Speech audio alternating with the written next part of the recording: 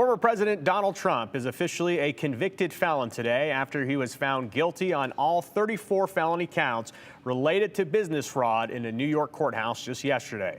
I know what you might be thinking. We said yesterday that we weren't going to talk about it, but, well, Trish in Twin Falls even thanked us for not covering the national news. But once state leaders started piping in about their lack of trust in the judicial system, we couldn't really ignore it. It's a pretty big implication.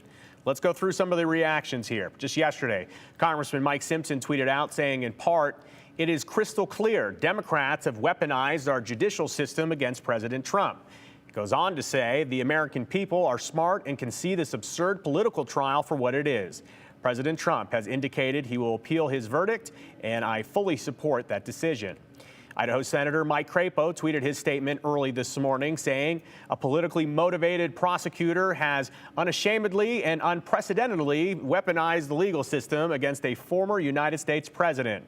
This is a dangerous move," he says, "that threatens the security of our entire justice system, opening the floodgates of possible prosecution based on an individual's mere existence, not criminal conduct.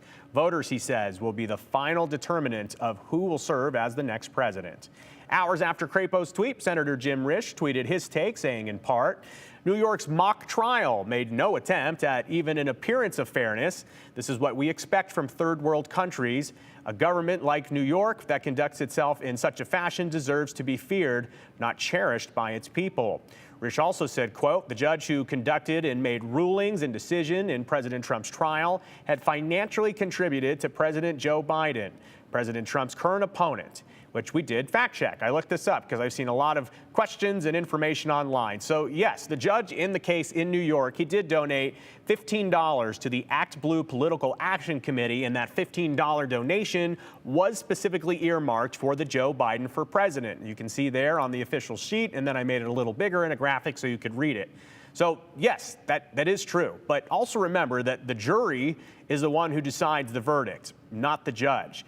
There is, however, a fair argument that for a trial at this heightened level with this much attention, the judicial system should avoid all appearances of bias.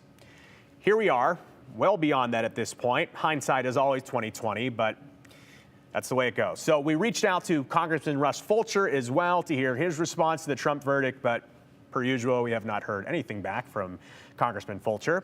Someone we did hear, though, from and who we weren't expecting was Idaho Governor Brad Little. Maybe you've seen a lot of conversation like this on social media.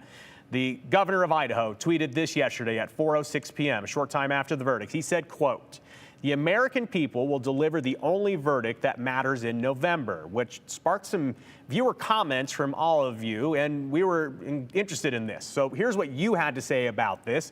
This is from Matt saying, quote, "After the news of Trump, Governor Little made a comment that made me lose faith in him. I used to think he was a man that had moral fiber, but he obviously doesn't show respect for the democratic process of law, and no one should be above the law. I'm sad for the state and our country." And then this one from Teresa saying, quote, "So the governor of Idaho doesn't believe a jury's verdict matters. Seriously? Will someone tell me when the Republican Party abandoned justice for all?" Reached out to the governor multiple times to see if he would talk to us about his response or even clarify the implication that the justice system doesn't matter. We've asked him repeatedly. He has not written back to us, but we will keep you updated. He did, though, however, have time to send out this tweet congratulating the Eagle High School girls rugby team on their national title. He even proclaimed yesterday as Eagle High School Girls Rugby Day. So I guess he's busy, but in all seriousness, congratulations to the Eagle High School girls rugby team for winning the national championship. And the invitation remains to Governor Brad Little. We would like some more context on your tweet. There's a lot of questions. People are curious about the judicial system.